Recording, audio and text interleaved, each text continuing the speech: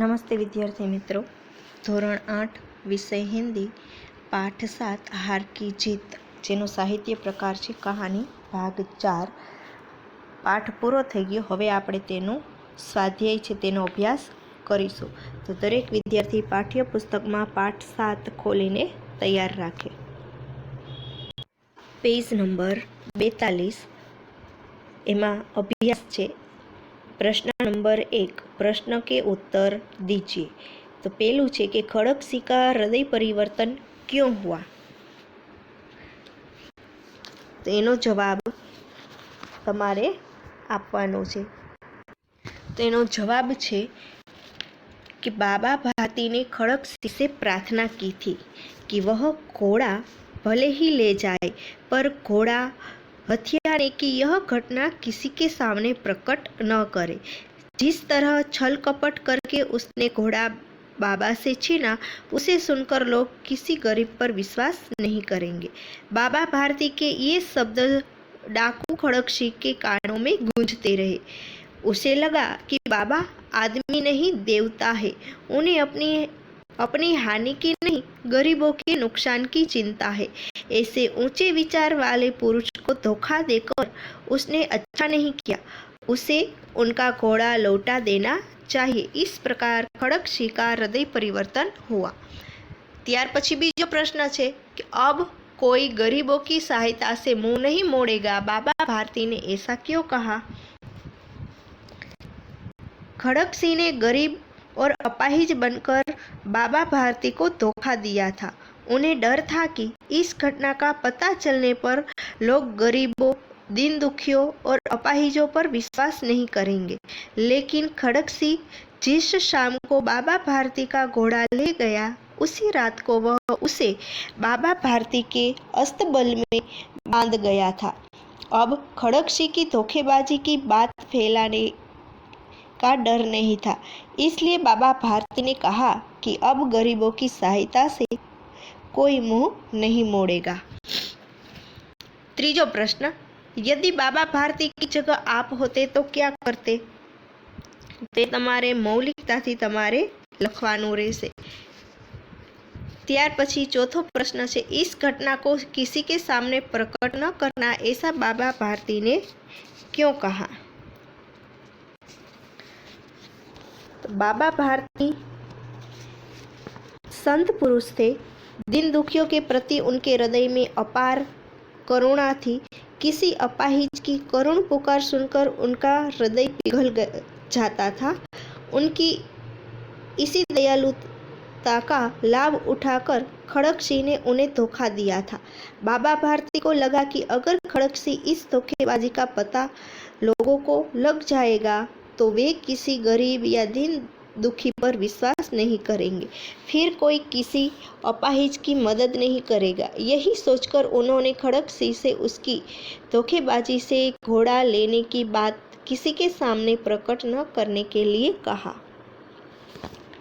त्यार पछी छे प्रश्न बीजो छे कि मान लो आपके गांव की बैंक में लूट हुई. लूट किस गलती के कारण हुई होगी. लुटेरे कौन हो सकते हैं. इसी घटना का अनुमान लगाइए और लूट या चोरी से बचने के लिए क्या क्या सावधानी रखनी चाहिए अपने दोस्तों के साथ चर्चा कीजिए. त्यार पछी प्रश्न नंबर 3 है, परिच्छेद पढ़कर प्रश्न के उत्तर दीजिए. परिच्छेद એટલે પેરેગ્રાફ ને વાંચવાનું છે. તો वांचन करिए. सोना अचानक आई थी, परंतु वह अब तक अपनी शैशवावस्था भी पार नहीं कर सकी थी. सुनहरे रंग का रेशमी लच्छों की गांठ के समान उसका कोमल लघु शरीर था. छोटा सा मुंह और बड़ी बड़ी पानीदार आंखें. देखती तो लगता था कि अभी छलक पड़ेगी. लंबे कान, पतली सुडौल टांगे, जिन्हें देखते ही प्रसुप्त गति की बिजली की लहर देखने वालों की आंखों में कौंध जाती थी. सब उसके सरल शिशु रूप से इतने प्रभावित हुए कि किसी चंपकवर्ण रूपसी के लिए उपयुक्त सोना सुवर्ण आदि नाम उसका परिचय बन गई। ત્યાર પછીના પેજ ઉપર છે, परंतु उस बेचारे हरिण शावक की कथा तो मिट्टी की ऐसी व्यथा कथा है जिससे मनुष्य निष्ठुरता गढ़ती है। बेचारी सोना भी मनुष्य की इसी निष्ठुर मनोरंजन प्रियता के कारण अपने अरण्य परिवेश और स्वजाति से दूर मानव समाज में आ पड़ी थी। प्रशांत वनस्थली में अब जब अलस भाव से मंथन करता हुआ मृग समूह शिकारियों की आहट से चौंक कर भागा, तब सोना की माँ सदैव प्रसूता होने के कारण भागने में असमर्थ रही। सदैव जात मृग शिशु तो भाग नहीं सकता था, अतः मृगी माँ ने अपनी संतान को अपने शरीर की ओट में सुरक्षित रखने के प्रयास में अपने प्राण दिए। तो आ पेरेग्राफ हरण माटेनो छे, ए तमे आ पेरेग्राफ उपरथी जाण्युं। हवे तेना थोड़ाक शब्दार्थ जोईए। लच्छा यानी गुच्छा, शावक हिरण का बच्चा, सदैव प्रसूता એટલે हाल या तत्काल ब्याही हुई, सदैव जाता तुरंत जन्मा हुआ। हवे सही उत्तर जे शब्द साचो होय एना उपर तमारे राइटनी निशानी करवानी छे। सोना हिरण का रंग कैसा था? तो सुनहरा। सुनहरा उपर तमारे त्यां राइटनी निशानी करवानी, साचानी निशानी करवानी। त्यार पछी मृग समूह किसकी आहट से चौंक कर भागा? तो जवाब आवशे शिकारियों की। त्यार पछी छे रिक्त स्थान भरे।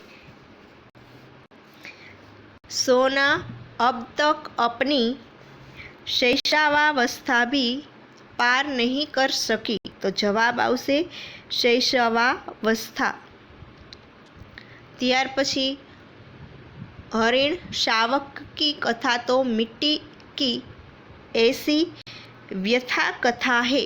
जवाब आवशे व्यथा कथा है जिसे मनुष्य की निष्ठुरता गढ़ती है। जवाब आवशे व्यथा कथा।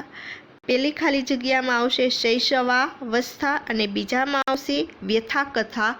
त्यार पछी छे इन शब्दों के अर्थ लिखिए। आहट, आहटनो अर्थ थशे चाप।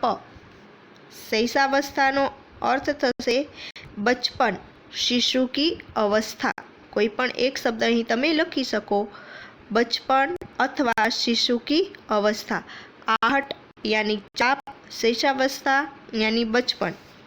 त्यार पछी इन शब्दों के विलोम शब्द लिखिए। विरोधी शब्द लखवाना छे। लघु तो विशाल और विराट। मानव तो हैवान। त्यार पछी हरिण शावक सोना की शारीरिक बनावट कैसी थी? तो हरिण शावक सोना की शारीरिक बनावट रेशमी लच्छों की गांठ के समान थी। उसका कोमल शरीर लघु था, मुंह छोटा सा था और बड़ी बड़ी आंखें पानीदार थी। त्यार पछी प्रश्न नंबर 4 छे। एक दिन बादशाह अकबर ने दरबारियों से पूछा, बताओ दुनिया में सबसे अधिक शक्तिशाली कौन है?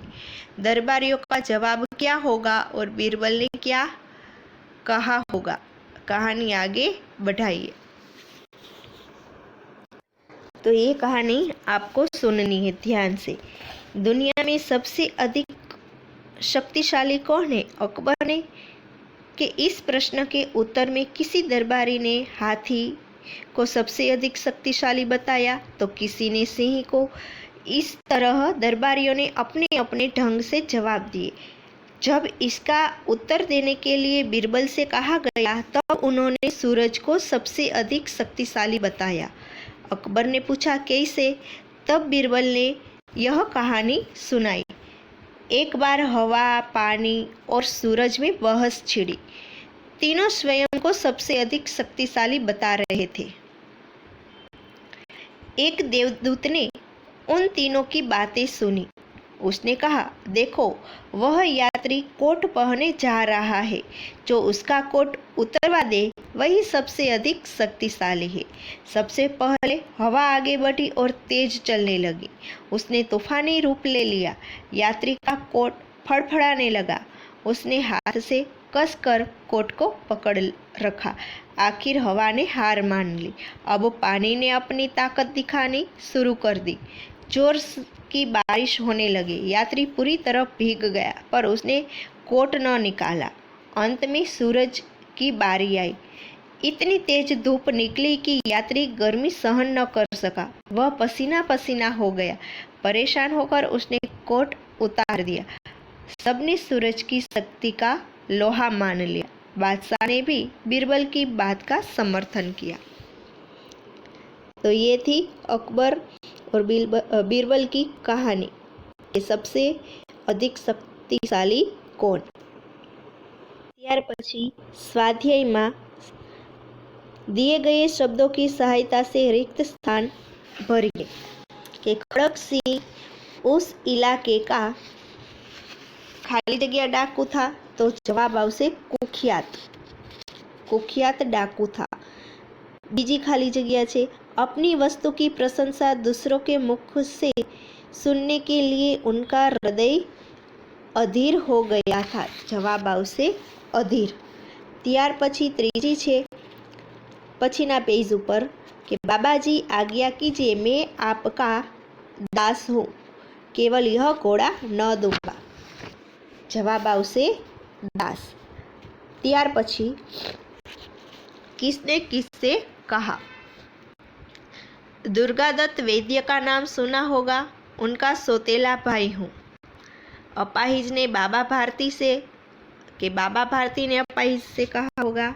तो जवाब आवशे अपाहिज ने बाबा भारती से कहा। तो ए खाना में तमारे राइटनी निशानी खरानी निशानी करवानी छे। त्यार पछी लोगों को अगर इस घटना का पता लग गया तो वे किसी गरीब का विश्वास न करेंगे। तो आ वाक्य कौन बोले छे? बाबा भारती ने खड़कसिंह से कहा। तो अहींया तमारे खरानी निशानी करवानी छे।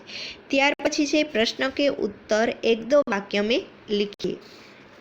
तमारे ध्यानथी सांभळवाना छे। पहलो प्रश्न छे कि खड़कसिंह बाबा भारती के पास क्यों आया।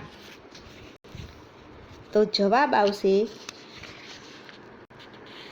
खड़कसिंह बाबा भारती के घोड़े को देखने की इच्छा से उनके पास आया। बीजो प्रश्न, बाबा भारती किस तरह से डर गए थे। तो खड़कसिंह ने बाबा भारती से कहा था कि वह सुल्तान को उनके पास नहीं रहने देगा। खड़कसिंह की इसी धमकी से बाबा भारती डर गए थे। त्यार पछी सुल्तान पर सवार खड़कसिंह ने बाबा भारती से क्या कहा। तो जवाब आवशे सुल्तान पर सवार खड़कसिंह ने बाबा भारती से कहा कि अब यह घोड़ा मैं आपको न दूंगा। ત્યાર પછીનો અભ્યાસ આપણે પછીના વિડીયોમાં કરીશું। અસ્તુ, જય હિન્દ, વંદે માતરમ।